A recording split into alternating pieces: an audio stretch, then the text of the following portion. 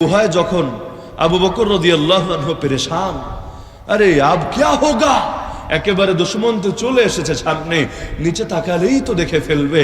নবী তো এটাই বলেছিলেন, লা তাহজান ইন্নাল্লাহা মাআনা, ভয় পেও না, দুঃখ করো না, পরেশান হয়ো না, আল্লাহ আছেন আমাদের সাথে। যার সাথে আল্লাহ থাকে, আরে তার অন্তরে তাগুতের ব্যাপারে কখনোই ভয় কাজ করতে পারে না। নবী মুসা আলাইহিস সালাম বাহিনী নিয়ে যখন সাগর তীরে দাঁড়ানো, পেছনে ফেরাউনের বাহিনী আর সামনে দরিয়া, কি হবে এখন? লড়াই করার মতো প্রস্তুতিও নাই। জিহাদ যদি শুরু হয়ে যায় কিভাবে মোকাবেলা করবেন এতগুলো সামনে? আরে অন্যরা চোখের সামনে সুনিশ্চিত মৃত্যু দেখতে পাচ্ছিল, যেভাবে বদরের হালত হয়েছিল। আল্লাহ বলেছেন, কান্নামা ইউসাকুনা ইলাল মাউতি ওয়া হুম ইয়ানজুরুন, বদরে অনেকের অবস্থা এমন হয়েছিল, মনে হচ্ছিল তাদেরকে টেনে টেনে মনে হয় মৃত্যুর দুয়ারে নিয়ে যাওয়া হচ্ছে, আর তারা ফ্যালফ্যাল করে তাকিয়ে নিজের চোখে মৃত্যুকে দেখতে পাচ্ছে। কিন্তু যখন তার লোকেরাও বলল, হে মুসা এখন কি হবে? ইন্না লামুদরাকুন, নিশ্চয়ই ধরা তো খেয়ে গেলাম আমরা। তখন নবী মুসা তিনিও জানেন না কিভাবে বের করবেন আল্লাহ। আরে আল্লাহ বাঁচাবেন এটা নবী জানেন, যেমনি ভাবে আমরাও জানি আল্লাহ পৃথিবীর প্রতিটা ইঞ্চি ইঞ্চি মাটির বুকে ইসলামকে জিন্দা করবেনই করবেন। কারণ আমার নবীর ভাষ্য কখনো মিথ্যা হতে পারে না। আমার নবী বলেছেন, শহর বা গ্রামের কাঁচা বা পাকা একটা ঘর এমন বাকি থাকবে না যেখানে আমার আল্লাহ ইসলামের কালিমা প্রবেশ করাবে না। লা ইয়াতরুকুল্লাহু বাইতা মাদারিন ওয়ালা ওয়াবার ইল্লা আদখালাহুল্লাহু কালিমাতাল ইসলাম বিইজ্জি আজিজিন আও বিযুল্লি যালিলিন, ইজ্জান ইউইজ্জুল্লাহু বিহিল ইসলাম ওয়া আহলা আও যুল্লান ইউযিল্লুল্লাহু বিহিল কুফরা ওয়া আহলা। সুতরাং আমরাও জানি পৃথিবীর পরতে পরতে ইসলাম জিন্দা হবেই হবে, পৃথিবীর কুফরি পরশক্তির কোমর আর মেরুদণ্ড ভাঙবেই ভাঙবে। তবে কিভাবে এটা সুনিশ্চিত জানি না, জানার প্রয়োজনও নাই। আল্লাহ যখন জিম্মাদারি নিয়েছেন, সুতরাং আমাদের চিন্তার কোনো কারণই না। আল্লাহ তো চিন্তা করতে না করেছেন, ওয়ালা তাহিনু ওয়ালা তাহজানু, মনোবল হারাবানা, দুঃখ করবানা, ওয়া আনতুমুল আ'লাউন, তোমরাই হবা সুপার পাওয়ার, ইন কুনতুম মুমিনিন, যদি প্রকৃত মুমিন হতে পারো, ঈমানকে যদি পূর্ণভাবে আঁকড়ে ধরে রাখতে পারো। আর ঈমান শুধু অন্তরের ভেতরে চেপে রাখা বিশ্বাসের নামই না, অন্তরের ভেতর যেটা থাকে সেটার সাথে বাইরের যদি মিল না থাকে সেটারে আবার কেমন ঈমান বলে? আর ঈমান প্রথমে শুরু হয় অন্তর দিয়ে, প্রকাশ পায় জবানে, ছড়িয়ে যায় অঙ্গে প্রত্যঙ্গে। না হলে মুরজিয়াদের সঙ্গে আহলে সুন্নাত ওয়াল জামাতের পার্থক্য কোথায় খুঁজে পাওয়া যাবে? তারা তো এটাই মনে করে ঈমান ভেতরে থাকলেই হলো, বাইরে থাকার কোনো দরকার নাই। কিন্তু প্রকৃত মুমিন জানে ঈমান ভেতরেও থাকা লাগে, বাইরেও থাকা লাগে। কেউ নামাজ না পড়ে যদি বলে ঈমান আমার ঠিকই আছে, নামাজ আমার লাগবে না, যেমন ভণ্ডরা করে অনেক সময়, মনের পর্দা বড় পর্দা, বাইরের পর্দা লাগে না। তার মানে সবকিছু নফসের ভার্সন, মনের ভার্সন দিয়েই চলে, বাইরের কোনো ভার্সন লাগে না। তো কেউ পর্দারে নিয়ে ঢুকায় মনের পর্দা, কেউ নামাজরা নিয়ে ঢুকায় মনের নামাজ। ওই ভণ্ড মারেফতিরা নামাজ দূরের কথা, ঠিকঠাক মতো ফরজ গোসলটাও করে না, কারণ ওরাও বিশ্বাস করে মনের নামাজ বড় নামাজ, বাইরের নামাজ লাগে না। কারো কারো ধারণা ময়দানে নেমে বদর উহুদের মতো জিহাদও করা লাগে না, মনের জিহাদই বড় জিহাদ, বাইরের জিহাদের কোনো প্রয়োজন নাকি থাকে না। অথচ যদি মনেরটা দিয়েই কাম চলতো, আমার নবী হেরা গুহায় গিয়ে তো নফসের বিরুদ্ধে জিহাদ অবশ্যই করেছেন, মক্কার 13 বছরেও নফসের বিরুদ্ধে জিহাদ অবশ্যই করেছেন। তাহলে বদরে কেন যেতে হলো, উহুদে কেন যেতে হলো? আরে যেই জিহাদে গিয়ে আমার নবীর দাঁত শহীদ হলো, যেই জিহাদে গিয়ে আমার নবীর আপন চাচার বুক চিরে কলিজা বের করে হিন্দা চিবিয়ে খেলো, আরে যেই জিহাদে আল্লাহ নবীর হাজার হাজার সাহাবী শহীদ হলো, মুমিন কিভাবে সেই জিহাদকে বলতে পারে ছোট জিহাদ? আর নিজের ঘরে বসে থাকা আর নফসের সঙ্গে সাধনা করাকে বলতে পারে সেই জিহাদের চাইতেও বড় জিহাদ? নাউযুবিল্লাহ মিনাল্লাহ।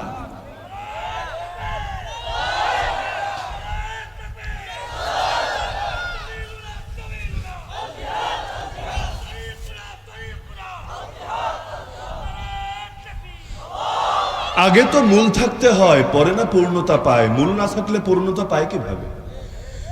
কারো ঈমান আসবে, তারপর কামেল মুমিন হবে। ইসলাম গ্রহণ করবে কামেল মুসলিম হবে, হিজরত করবে কামেল মুহাজির হবে, জিহাদ করবে কামেল মুজাহিদ হবে। এটাই লজিক, এটাই দিন, এটাই শরিয়ত, এটাই বুদ্ধির দাবি। আরে কেউ যদি কালেমা না পড়েই বলে কামেল মুমিন, হাস্যকর হবে। সে যদি দলিল দেয় হাদিস দিয়ে, আরে মুমিন তো সে লোকে যার ব্যাপারে নির্ভয়ে থাকে নিজের জান আর মালের ব্যাপারে। আল মুমিনু মান আমিনাহুন নাস আলা দিমাইহিম ওয়া আমওয়ালিহিম। একজন সাধারণ মক্তবের বাচ্চাও তার যুক্তিকে মানবে না।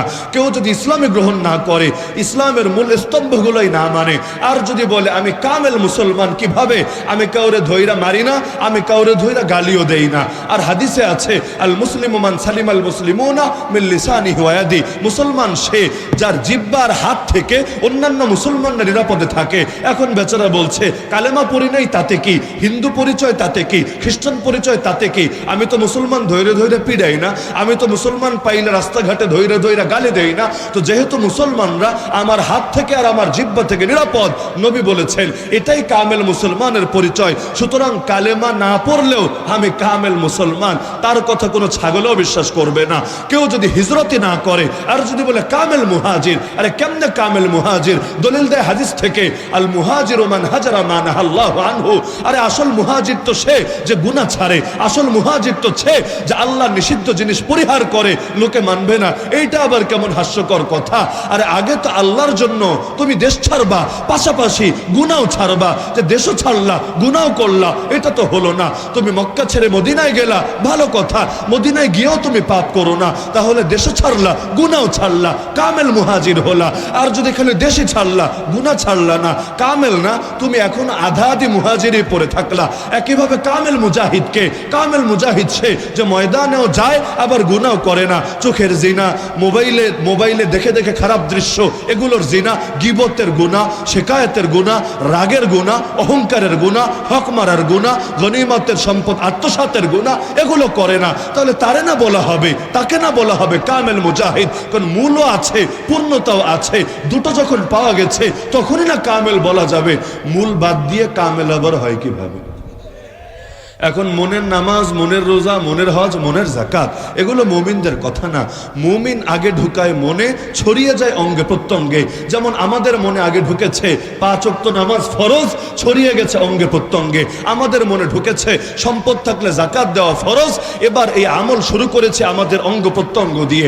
আমাদের ভেতরে বিশ্বাস ঢুকেছে হজ করা ফরজ, সামর্থ্য থাকলে এবার আমরা আল্লাহ তাআলার জন্য নিজের দেশ ছেড়ে সেই সৌদিতে গিয়ে হজ করে আসছি। আমাদের মনের মধ্যে ঢুকেছে আর ইসলামকে কেউ যদি মিটিয়ে দিতে চায় নিজেদের মুখে নাপাক ফুৎকারে, তাদের বিরুদ্ধে জিহাদ করা ফরজ। এ আকীদা দিলে যখন ঢুকেছে, দুনিয়ার মুসলমানরা তখন জিহাদের ময়দানে নেমে পড়েছে। না হলে কি দরকার ছিল এই ফিলিস্তিনের মুসলমানদের ইসরায়েলের হানাদারদের বিরুদ্ধে অবস্থান নেওয়া? আর দরকার তো এটাই।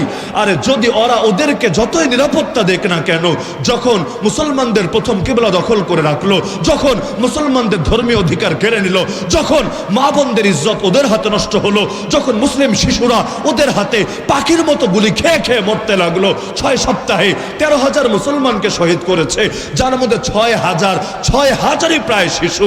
তাহলে এত বিপুল সংখ্যক শিশুকে পর্যন্ত যারা ছাড়ছে না, ওই যুগে ফেরাউন যেমন শিশু মুসাকে ছাড়ে নাই, জন্মের আগেই তার বিরুদ্ধে অ্যাকশনের রায় দিয়ে দিয়েছে। এই জামানার এই জালেম জায়নিস্টরা মুসলিম শিশুদেরকেও ছাড়ছে না, কারণ ওরা জানে দেখতে শিশু হলে কি হবে। আরে সিংহ তো সিংহই, সিংহ যত ছোট হোক না কেন, যেদিন বুঝতে শিখবে, যেদিন জাগতে শিখবে, সেদিন দুনিয়ার কোনো প্রলোভন দিয়ে, দুনিয়ার কোনো ভয় ভীতি দিয়ে তাদেরকে থামিয়ে রাখা যাবে না। যারা চোখের সামনে বাবার শহীদ লাশ দেখেছে, যারা চোখের সামনে মায়ের বেইজ্জতি দেখেছে, যারা মিশকাম্বরের ঘানে বড় হয় নাই, বারুদের গন্ধ পেয়ে পেয়ে বড় হয়েছে, তারা তো এটাই ভাববে আমাদের পাওয়ারও কিছু নাই, হারানোর ভয় নাই। যার পাওয়ার স্বপ্ন থাকে, তার হারানোর ভয় থাকে, যেহেতু সব আগেই হারিয়েছি। সুতরাং এখন প্রয়োজনে দুনিয়াতে যদি বাঁচি, ইজ্জত নিয়ে বাঁচবো, জিল্লত নিয়ে বাঁচার চাইতে অন্যথায় ইজ্জত নিয়ে দুনিয়া থেকে শেষ বিদায় নেব। তো এখন দুনিয়ার মধ্যে সবচাইতে বড় পরীক্ষা কি? সবচাইতে বড় পরীক্ষা না খেয়ে থাকা না, কারণ না খেয়ে থেকেও আল্লাহর রাজি করা যায়, আরো বেশি যায়। সবচেয়ে বড় ফিতনা অসুস্থ থাকা না, অসুস্থ থেকে নবী আইয়ুব আলাইহিস সালাম আল্লাহ সন্তুষ্টি আরো বেশি হাসিল করেছিলেন। সবচাইতে বড় ফিতনা মুসিবতে পড়া না, আমার নবীও মুসিবতে পড়েছিলেন। সবচাইতে বড় ফিতনা গালি খাওয়া না, মাজলুম হওয়া না, জেল খাটা না, এগুলো নবী করেছিলেন। আমার নবী গালি খান নাই? আরে খান নাই? আল্লাহ কোরআনে সান্ত্বনা দিয়েছেন, মা ইউকালু লাকা ইল্লা মা ক্বাদ কিলা লির-রুসুল মিন ক্বাবলিক। হে রাসূল, আপনাকে সেই সমালোচনাগুলোই করা হচ্ছে যেগুলো আপনার পূর্বের নবীদেরকেও করা হয়েছিল। দেখেন, ফাইন্নাহুম লা ইউকাযযিবুনাক, তারা ব্যক্তি মুহাম্মদকে অস্বীকার করে না। ব্যক্তি মুহাম্মদকে অস্বীকার করার কোনো কজও নাই, কোনো কারণও নাই। ওয়ালাকিন্না যালিমিনা বিআয়াতিল্লাহি ইয়াজহাদুন, তারা মূলত আল্লাহর আয়াতকে অস্বীকার করে। আর আপনি যেহেতু আল্লাহর আয়াতের ধারক এবং বাহক, এই কারণে আপনাকে নিয়ে এত অ্যালার্জি কাজ করে। না হলে 40 বছর মানল না কেন? 40 বছর কি আমার নবী বেঈমান ছিলেন?